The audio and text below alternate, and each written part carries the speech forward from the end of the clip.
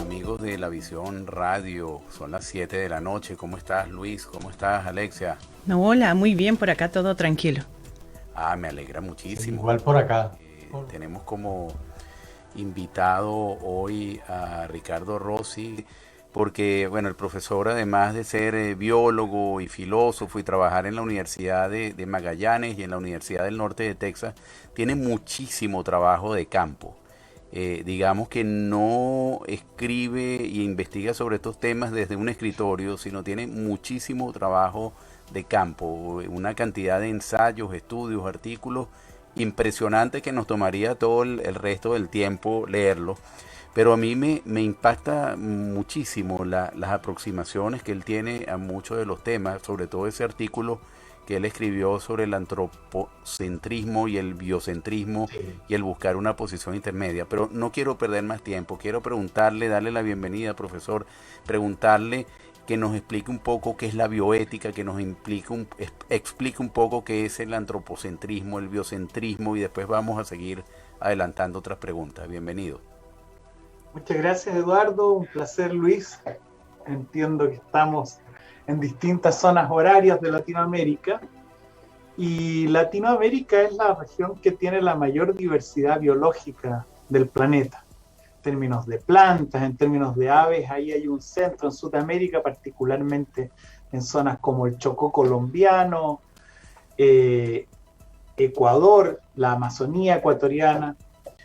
Y biocentrismo significa una atención en términos generales hacia la vida, un valor hacia la vida y a la vida en todas sus expresiones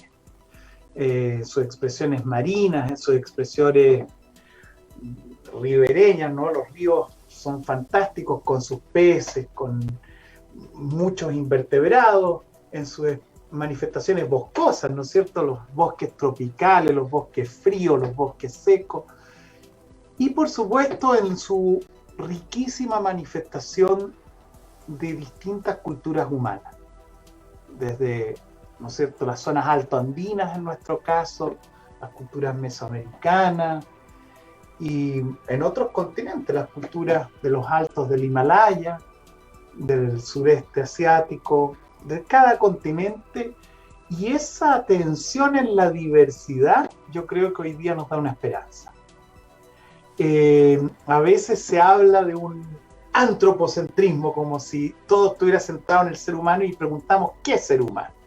Y uno va al corazón del Renacimiento y la modernidad, al norte de Italia, por ejemplo, y encuentra que hay pastores en los Dolomiti, pastores que pasan las veranadas con sus ovejas, con sus vacunos, y estoy hablando de hoy, no algo del pasado, estoy hablando de hoy, con hoy un riquísimo queso, o más abajito un riquísimo prosecco. Y podríamos ir a Provenza, a Francia, podríamos ir a Bavaria, Alemania. Entonces, Europa también tiene un mosaico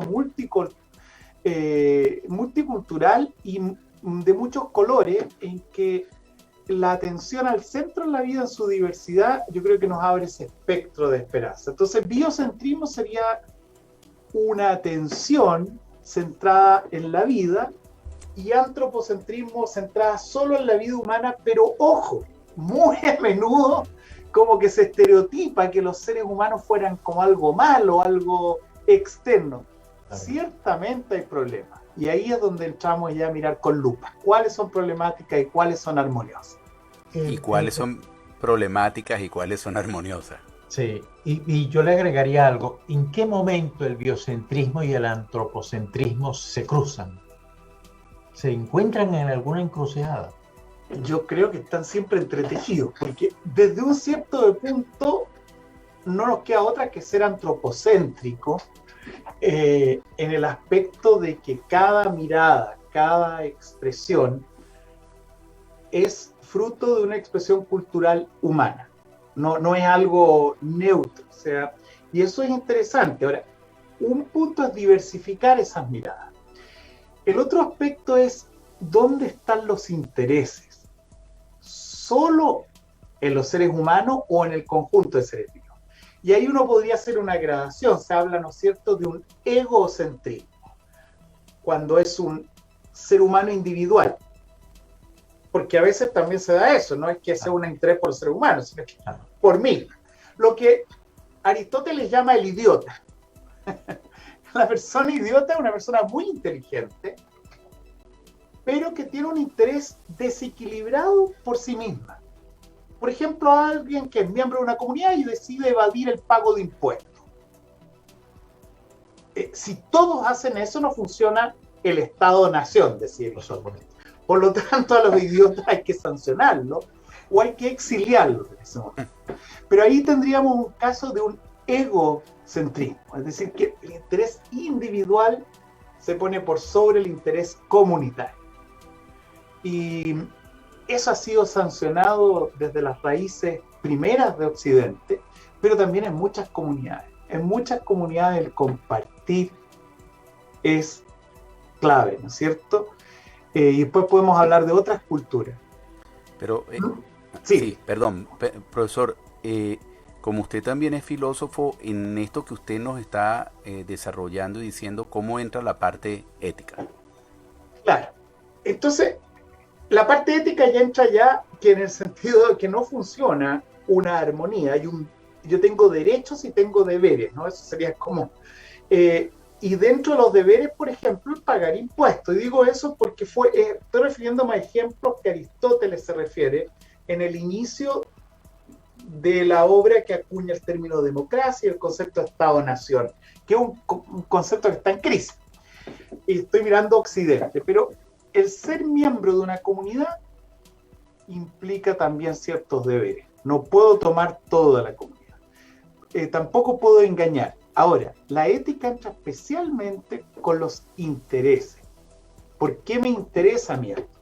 Y ahí, antropocentrismo en general se refiere al hecho que la ética, la moral, se ha centrado en las relaciones humano-humano.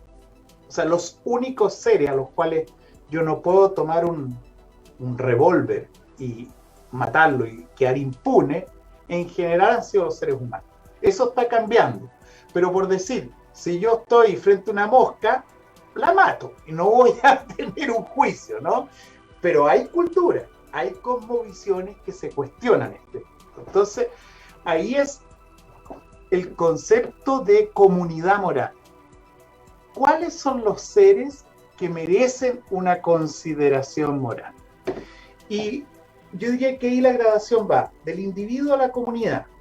Luego, ciertas comunidades en relaciones étnicas. Durante la historia y hoy también tenemos un problema de racismo. Aquí en Estados Unidos, este año se resolvió un juicio que condenó a un policía, ex policía en realidad, ¿no es cierto? Derek Chauvin, que mantuvo su rodilla durante 9 minutos, es una persona, George Floyd.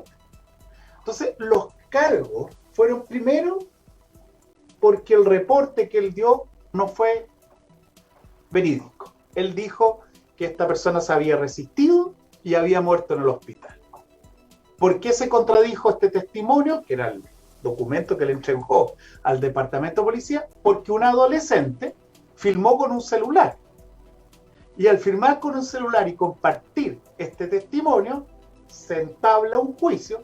Pero fíjese, ahí hay primero en la ética lo que está el criterio de verdad y el criterio de adulteración de la verdad, de mentira. Alguien podría pretender estar enfermo, por ejemplo, y no está enfermo. O sea, ahí está eso. Lo segundo es dentro de la comunidad, dentro de la sociedad, todos los miembros, independiente de su origen racial, étnico, social, económico, merecen el respeto. En principio sí, pero ¿se da eso siempre? No. Entonces, en este caso hubo un juicio que fue muy prolongado y fue televisado este año, en que termina condenándose a Derek Chauvin. Hago esta analogía porque con los mares, cuando se contaminan los mares, cuando se maltrata a un perro, cuando no se cumplen códigos que están ya regulados en la experimentación científica como animales sensibles, como el pulpo, que ahora ha tomado más conciencia a partir de una película muy hermosa, ¿no es cierto?, que la recomiendo a quienes nos estén escuchando. Se llama Mi maestro el pulpo. Ah, sí, un documental que ganó Oscar, ¿no? Muy hermoso, y tú ves cómo el pulpo, la pulpa en realidad es una pulpa hembra, pone sus tentáculos tal como una patita de un gatito, ¿no es cierto? Cuando uno tiene más. Y los pulpos son de mediados del siglo XX un modelo, ¿no es cierto?, de inteligencia, de habilidad sorprendente. Entonces, en la ética entra qué seres merecen esta consideración ética. Los tres casos que he mencionado, el caso de Derek Chauvin, condenado, es porque la justicia, la Constitución estadounidense, sí dice que estamos en condición de igualdad y merecemos esta consideración. Lo que pasa es que el proceso no es fácil, pero en este caso hay un caso que termina y se resuelve con la afirmación de que todos los ciudadanos estadounidenses, independientes de su origen étnico, merecen consideración moral. En el caso del pulpo, para terminar la analogía, muy similarmente han habido casos de experimentación científica en que uno puede tratar muy bien a un pulpo o puede tratar muy bien a otro animal, tanto en experimentación científica como en la producción de carne, pero también uno puede tener un maltrato.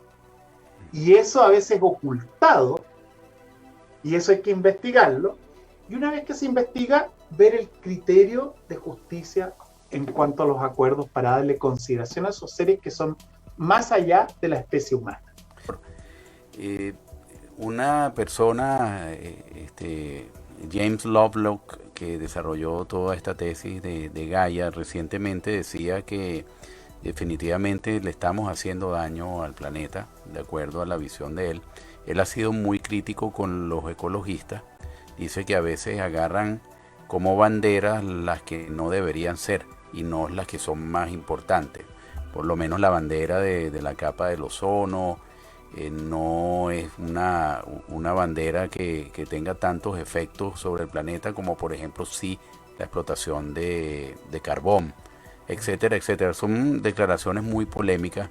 Él también ataca mucho el trabajo de algunos grupos ecologistas.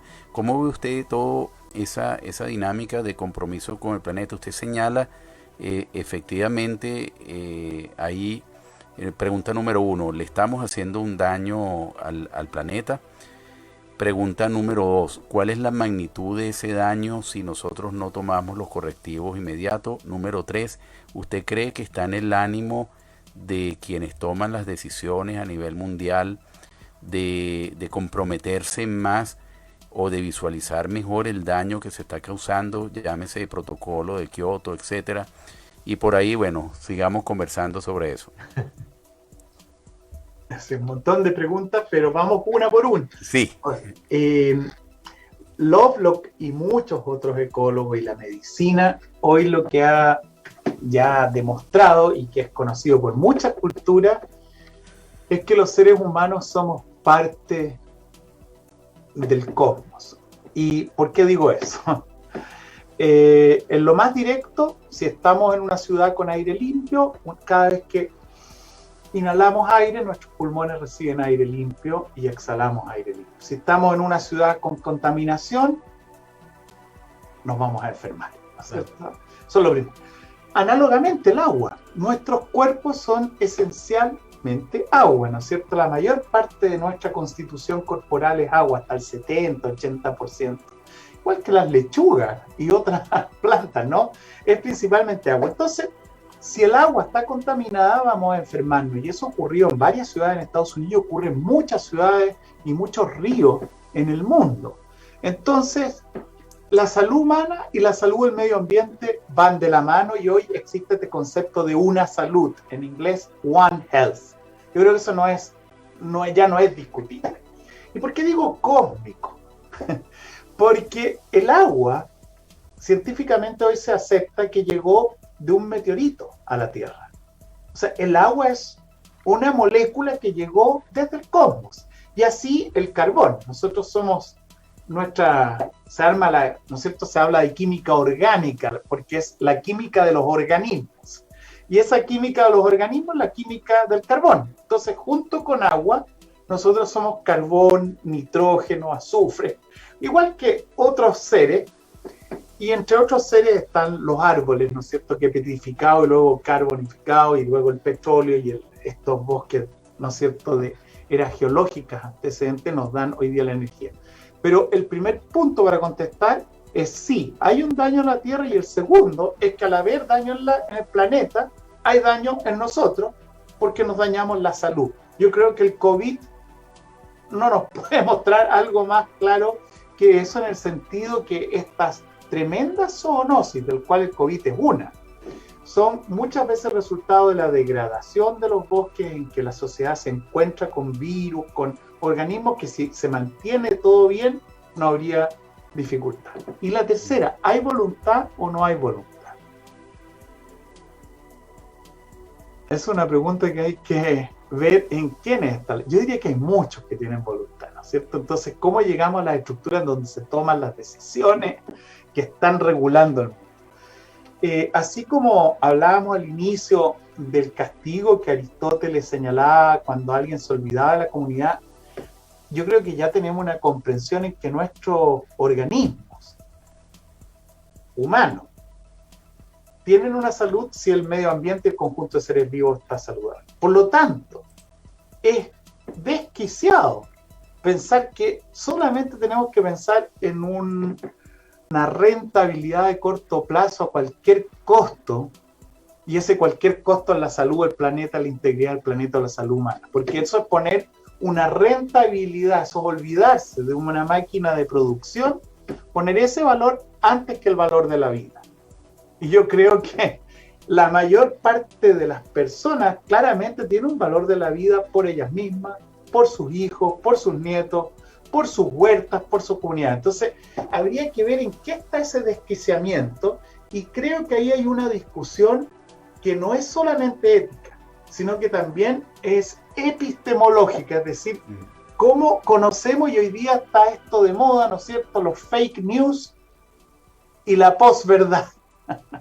Porque como que cualquiera aquí dice lo que se le ocurra, y aquí yo en esta ciudad donde hago clase, que es Denton, en Texas, hay un grupo que insiste en que la Tierra es plana. Uno podría decir, increíble, puede ser, demuéstrenlo, pero no hay esa disposición a demostrar. Entonces, cuando ya entramos en una dificultad de diálogo, de comprensión, hay un problema que la gente, yo creo que no ha tomado en serio, ni ha hecho el nexo en su peso de lo que significa que la Tierra esté sufriendo, y lo que dice Lovelock es cierto. Ahora, Lovelock tiene algunas ideas que yo no comparto. Yo creo que es distinto un organismo individual, un organismo humano, un organismo como un ave, a la Tierra. Pero sí comparto la interconexión, y hoy los cuerpos humanos los entendemos como un conjunto de bacterias, como un conjunto de virus, y si está muy bien nuestra flora intestinal, vamos a estar de mejor ánimo, vamos a tener mejor digestión, vamos a dormir mejor, etcétera. Entonces el concepto de salud creo que es muy pertinente en cuanto a salud planetaria y salud humana. En eso sí estaría de acuerdo con Lovelock. Profesor, yo tengo una inquietud que me ha surgido porque me leí varias cosas en las que usted ha escrito, que me han gustado muchísimo, por cierto. Pero estamos en plena revolución industrial, en una nueva revolución, en la cuarta revolución industrial. ¿Cómo incluimos ese desarrollo tecnológico en donde la primacía la tiene lo digital, lo tiene la creación de nuevos materiales, la creación incluso de alimentos? Yo me quedé asombrado y juré que no iba a probar una carne hecha con materiales que son totalmente inorgánicos, como lo están sirviendo en Los Ángeles o en Nueva York, por ejemplo. Las hamburguesas ya no son como con la carne molida, picada, qué sé yo, no, es otra cosa. ¿Cómo incorporar eso que estamos viviendo a esa protección de la tierra? ¿Cómo incorporarlo dentro de la protección de la ecología y la convivencia del mundo? La tecnología y la industria y la economía son muy buenas, o sea, son parte constitutiva de la cultura humana, y el maíz, ¿no es cierto?, que es tan importante para América Central, Mesoamérica, y también para Estados Unidos y para otras partes hoy del globo, es producto de lo que se llama una selección artificial, ¿no es cierto? Generación en generación se va cultivando y hoy eso lo hacemos también con organismos, con técnicas genéticas, que habría que ver caso a caso en qué manera. Lo que quiero decir que el problema no es la tecnología puede ser muy buena, es cómo implementamos la tecnología. La tecnología, por ejemplo, de energía eólica, pues es una solución para las emisiones de carbono. Y así entonces, primero no demonizar la tecnología, no demonizar lo industrial. Yo creo que lo que sí el momento actual nos invita primero a un pensamiento complejo, es decir, no es un pensamiento lineal de solo una solución. Segundo, creo que algo que paraliza estos diálogos y dificulta el encontrar soluciones tanto en la convivencia social como con el medio ambiente es la polarización de personas. Cuando uno va a un médico, por ejemplo, que tenga, no sé, una afección hepática, uno va para que revisen el hígado. No significa si la persona es de izquierda o derecha el médico, o si el paciente es de izquierda o derecha. Tenemos medicinas occidentales que pueden ver esto, también tenemos medicinas tradicionales con plantas, acupuntura, pero el punto es que a veces esa polarización puede frenarnos si hacemos la analogía entre el hígado y ahora el medio ambiente, ¿no es cierto? Y es fundamental superar esa polarización que se da a veces en los debates y creativamente sumar. Y en la tecnología podemos tener muchas soluciones. La comunicación digital, el hecho de poder tener este programa, compartirlo, el diálogo, hay partes muy benéficas. Hay otras partes que entonces si son problemáticas, veámoslas, pero siempre han habido esas partes problemáticas. Y en esto del biocentrismo y el antropocentrismo que a veces se discute, es interesante porque un concepto que se ha puesto en mucha fuerza es el de los servicios ecosistémicos. Por ejemplo, la ciudad de Nueva York, para referirnos a la ciudad mencionada, la mejor forma para abastecer de agua de calidad a la ciudad fue reforestar Catskills, las montañas, ¿no es cierto?, que quedan cercanas, y eso genera un agua, un balance hidrológico que ha sido más barato y ha durado más en el tiempo, y hoy Nueva York tiene mejor agua que en la década de los 60 y 70. Entonces ahí se ve un ganar-ganar. Uno podría pensar lo mismo con las abejas, mantener estos insectos que nos dan polinización, y la polinización es para la generación de frutos, para la miel, para la mantención de la vida. Las aguas limpias. Entonces nos conviene, por decir así, que existan esta integridad del ambiente, porque vamos a estar mejor. Eso es lo que se llama el valor instrumental. La naturaleza es como un instrumento que nos da servicio. Eso no obsta a que yo no admire la montaña de los Catskills o los otros en sí misma. Digo, esto es una belleza, esto es una expresión de vida que puede tener una expresión materialista como la científica, que es producto de la fuerza geológica, pero tiene una estética, una belleza que nos conmueve, o una expresión cristiana en que es una creación ante los cuales yo puedo tener una reverencia por la montaña, independiente si me da agua o no.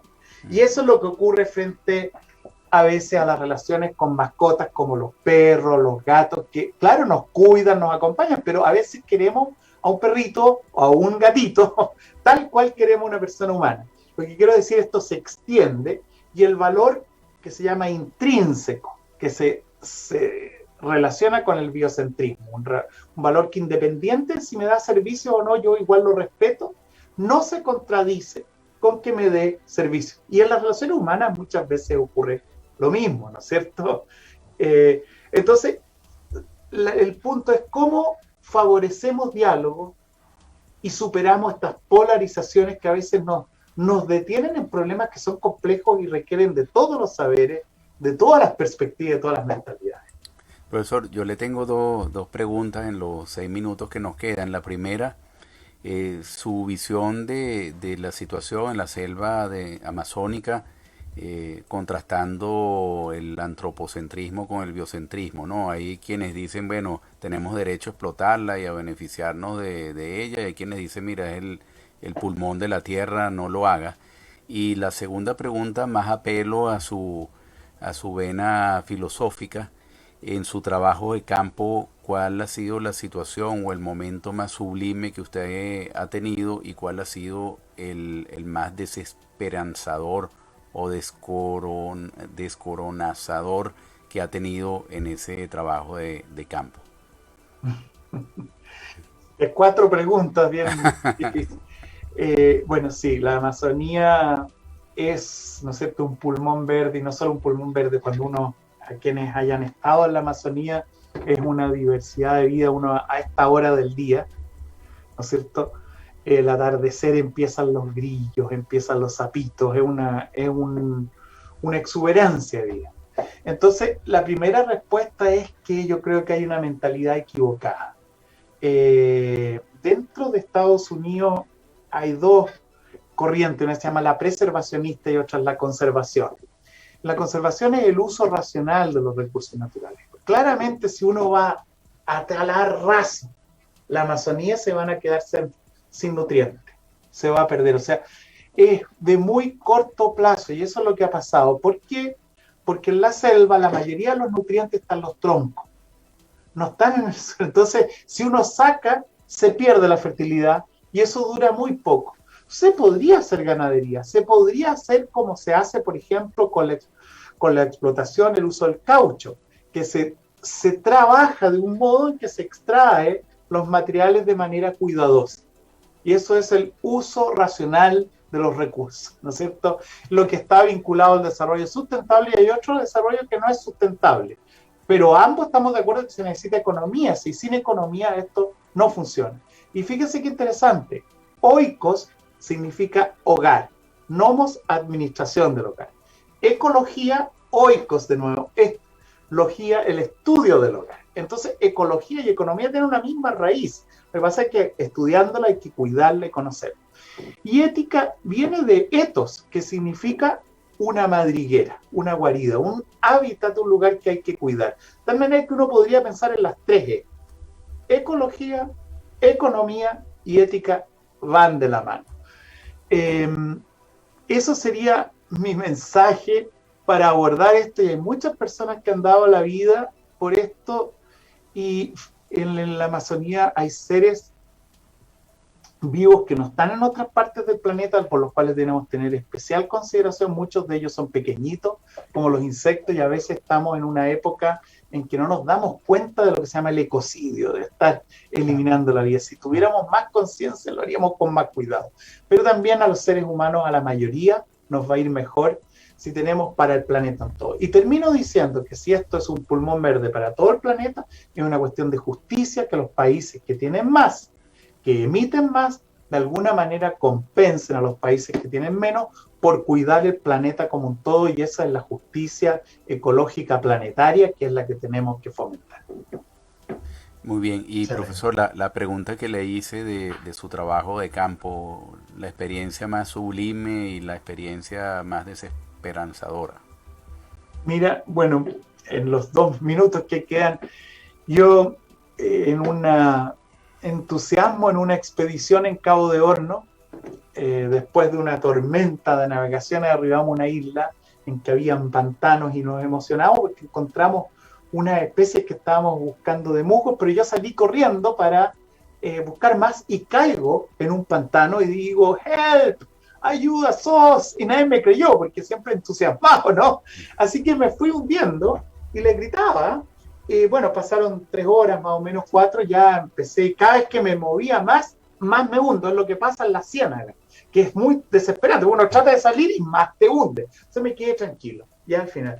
Bueno, el agua iba casi a la altura de la nariz, empiezo a ver varios insectos de estos que se llaman isópodos que nadan, y en ese momento en que empiezo, yo me estaba despidiendo, y dije, qué linda forma de despedirme. Por un lado yo me acordaba de los mamuts en Siberia, y dije que voy a fusionarme, ser uno con el ecosistema. Me preocupaba mi señora, eso sí, que estaba en la lancha, que yo sabía que se iba a desesperar buscando. Pero más allá de eso, en esa despedida, comienzo a ver en los bordes de la laguna una belleza que yo nunca había visto en mi vida, que es la cantidad de formas, de colores y texturas de los musgos y los líquenes. Los musgos son pequeñas plantitas y los líquenes es una fusión de un alga con un hongo, y nunca se toma mucho en consideración para las decisiones de conservación. Siempre uno se fija en los mamíferos grandes, las ballenas, el koala, el oso panda, ¿no? El cóndor, pero no estas plantitas chiquititas o estos organismos.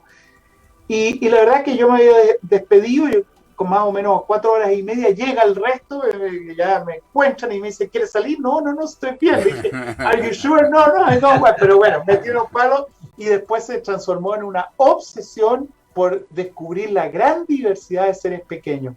Creo que los seres pequeños tenemos también una opción en esta sociedad, en esa belleza y en esa gran diversidad.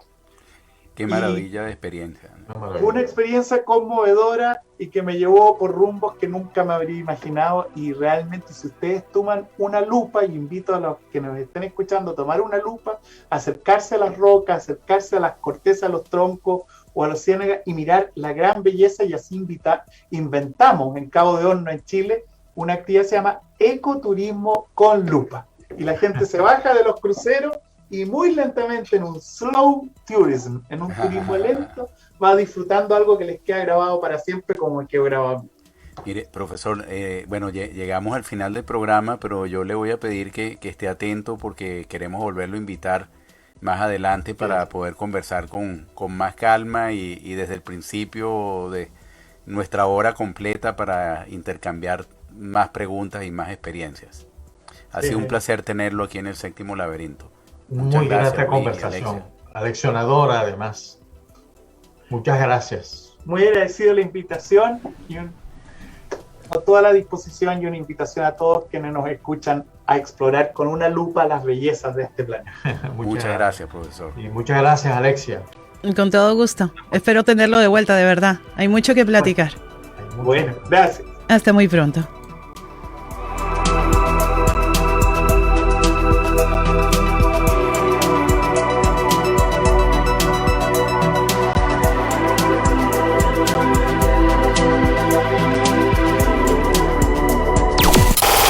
Estás escuchando lavisión.radio.net.